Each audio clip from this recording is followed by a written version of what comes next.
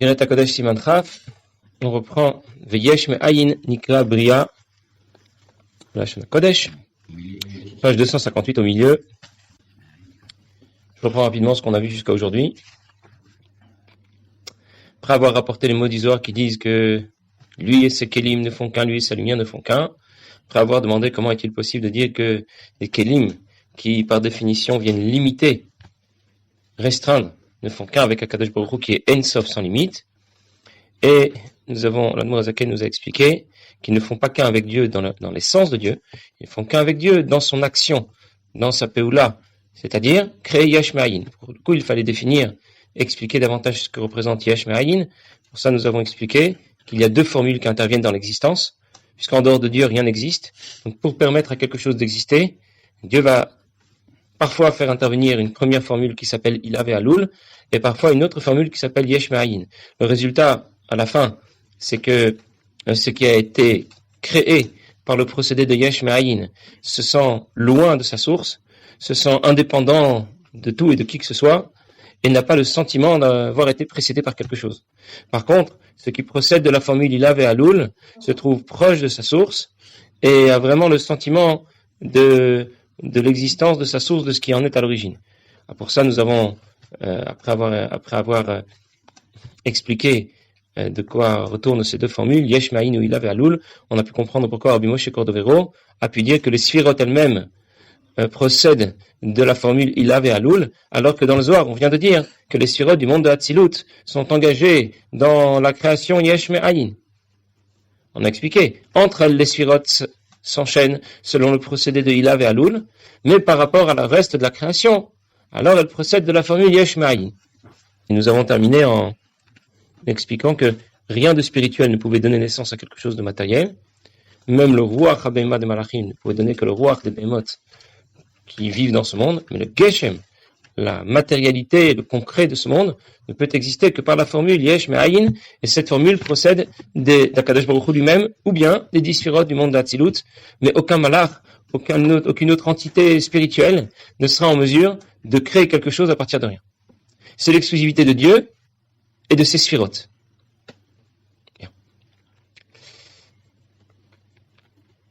Yesh Me'ayin nikra Bria b'Lashon HaKodesh. Yesh Me'ayin s'appellera Bria, création. C'est pour ça que je parlais d'existence. Il y a deux formules qui interviennent dans l'existence, Ilav et Alul et Yesh Me'ayin. Et il ne parlera pas de création lorsque c'est le procédé Ilav et Alul qui fonctionne, mais seulement lorsque Yesh Me'ayin est engagé que l'on parlera de création. C'est pour ça que c'est écrit, comme je dit l'autre jour, Bereshit bara Elokim et hashamayim et haaretz. Au commencement, Dieu a créé le ciel et la terre. C'est faux. Au commencement, Dieu a créé le monde d'Hatzilut, puis il a créé des Sphirot, puis il a créé des Malachim, il a créé plein de choses. Il dit tout ça, c'est très bien, mais ça s'appelle pas encore Bria Yesh Me'ayin. C'est pas encore la création. Ça existe, mais ça existe, on va dire, dans le prolongement d'Akadosh Baruch Hu. Ça s'appelle encore Ilav et Alul. Ça ne s'appelle pas encore Bara. À quel moment on pourra parler de Bara? Quand on va parler de Shamayim V'Haaretz. Ciel et la terre et tout ce qu'ils contiennent, qui se retrouvent loin de Dieu, dans le sens où elles n'ont pas le sentiment, tout ce qui existe dans ce monde a le sentiment d'exister indépendamment de Dieu. Rien ni personne ne les a créés. Ils sont là depuis toujours, ils existeront pour toujours peut-être. Il n'y a jamais rien eu, il n'y a pas de créateur, personne n'est intervenu. Et comme je disais un des précédents chez Brim, c'est normal que nous ayons ce sentiment au départ, parce que justement nous sommes le résultat de l'intervention directe de Dieu, et Dieu rien ne l'a précédé.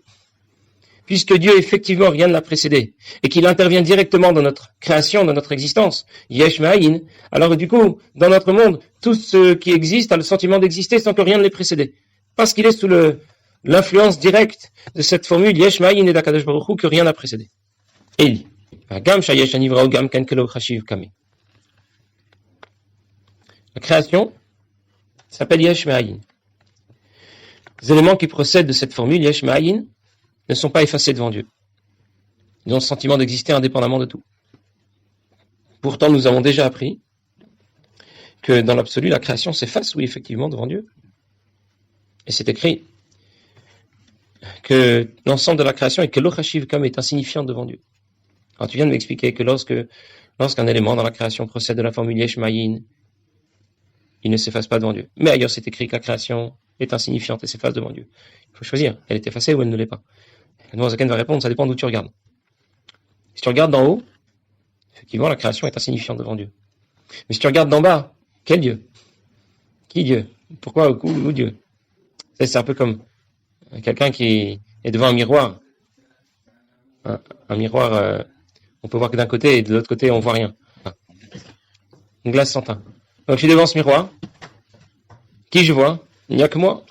Il n'y a personne d'autre. Mais celui qui est de l'autre côté du miroir, lui, il voit bien sûr sa propre personne et il me voit. Et il voit par rapport à lui combien je suis insignifiant.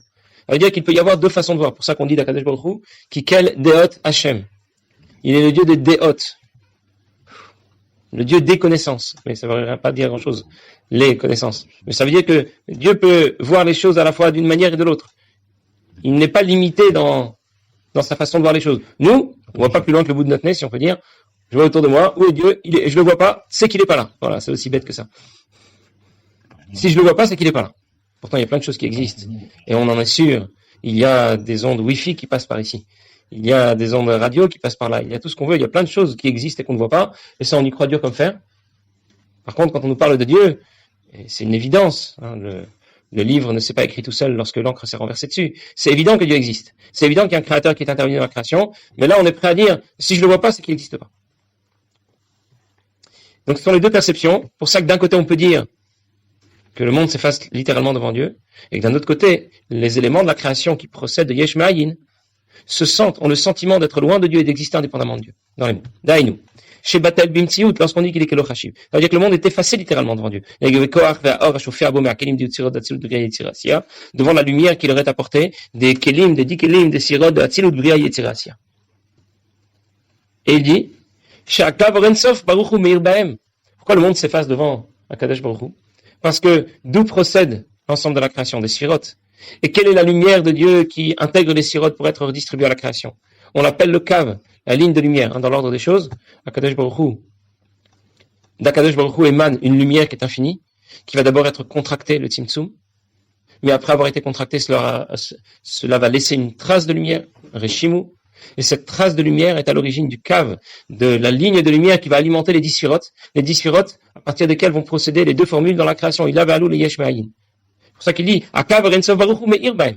Le cave, ce cave de lumière, éclaire les 10 sirotes. D'autres mots, l'ensemble de la création, ainsi que les sirotes, sont dans le prolongement de la lumière infinie de Dieu. Du cave Rensof. Ou Ksiv Hashemesh Beshemesh, comme un rayon du soleil, dans le prolongement du soleil.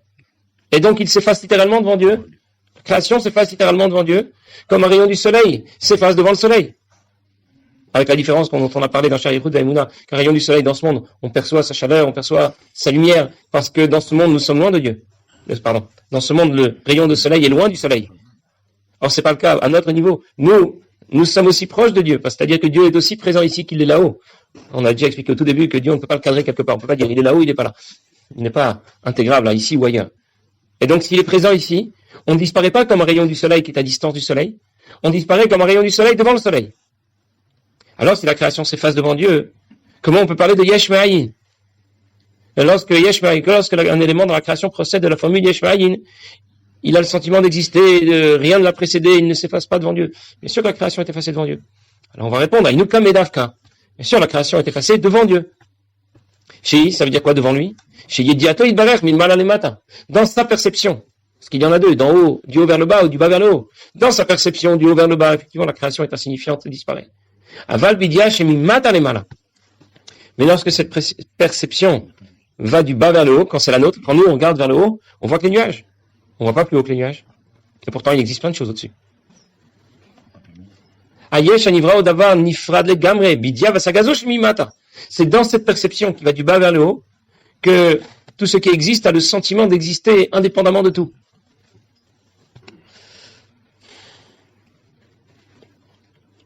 Je récapitule. En réalité, la création est complètement effacée devant Dieu. Mais c'est pas notre sentiment. C'est pour ça qu'on a parlé de ces deux approches. Oui, la création s'efface littéralement devant Dieu. Kula kamek lo chashiv. Mais ce n'est pas notre sentiment, et c'est pour ça que lorsqu'on a expliqué la formule Yesh Ma'ayin, nous avons expliqué que les éléments qui procèdent de cette formule dans l'existence, dans la création, ont le sentiment que rien ne les a précédés, ont le sentiment de ne pas s'effacer devant Dieu. Qu'est-ce qui fait que qu'un élément de la création, nous en l'occurrence, n'a pas conscience de ce qui est à son origine, il a été créé yesh me'ayin, tout simplement parce que pour lui, son origine n'est pas perceptible. Il ne peut pas saisir de quoi il s'agit. Alors pour lui, ça s'appelle ayin, ça s'appelle rien, et du coup, il a le sentiment d'exister indépendamment de tout et de n'importe quoi, dans les mots.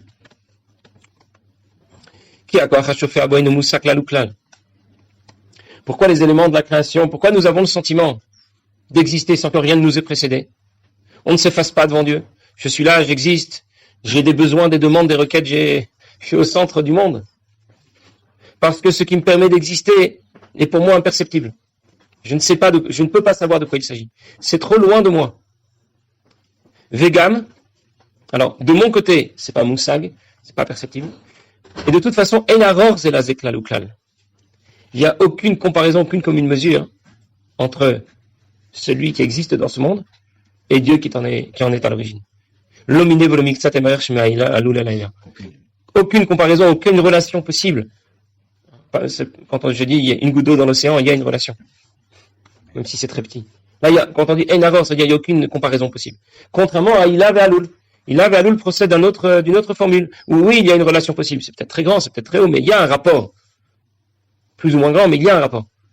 Dans la mesure où les éléments qui ont été créés, nous compris, d'abord ne peuvent pas percevoir le divin qui est à l'origine de leur existence, de leur création. Et en plus, le divin qui est à l'origine de leur existence est de toute façon hors de portée. Alors pour cette raison, ils ont le sentiment d'exister sans que rien ne les ait précédés. À la différence de Sha'alul Yodea ou Masig Eze Asaga Beilato, lorsqu'un élément procède de l'autre formule, il avait Alul, l'effet a conscience de la cause qui en est à l'origine. Il la connaît. Et donc, Batel Etzlol, Ideidia Vasagazo. Puisqu'il la connaît, il peut savoir, je ne suis pas là tout seul, il y a quelqu'un qui est derrière moi et qui fait pousser les choses ici. Donc, lorsqu'un élément procède de Ilav et Alul, naturellement, l'effet s'efface devant sa cause. Il n'y a pas non plus de grande différence entre les deux.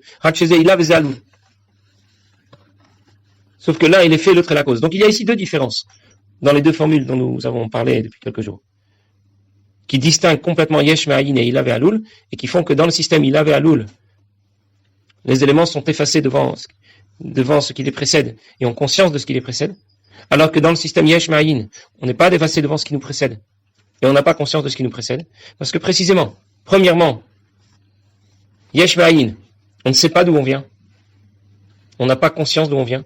Il avait Alul, oui. Yesh Me'ayin, on n'est de toute façon pas capable. C'est complètement hors de portée, ce qui est à notre origine. Alors que Il avait Alul, c'est pas complètement hors de portée. Il y a un certain rapport. Pour ces deux raisons, ce qui procède de Il avait Alul est batel, effacé, alors que ce qui procède de Yesh Me'ayin n'est pas batel.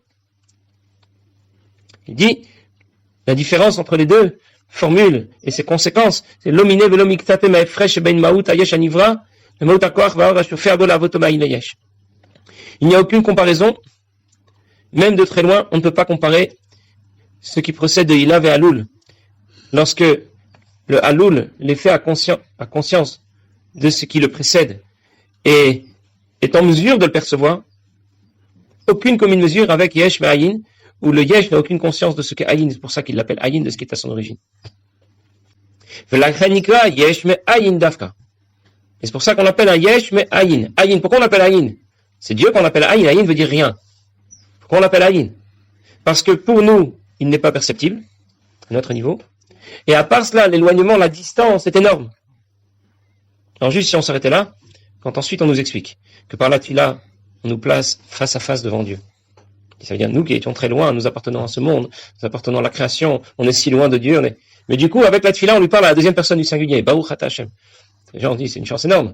Il n'y en a pas d'autre dans la création. Qui est d'autre dans la création peut s'adresser à lui, à la deuxième personne du singulier, il écoute. Et Hachem dit, je vous écoute quand vous me parlez. Et quand on étudie sa Torah, alors, c'est pas seulement qu'on s'adresse à lui, c'est que lui et nous ne faisons plus qu'un.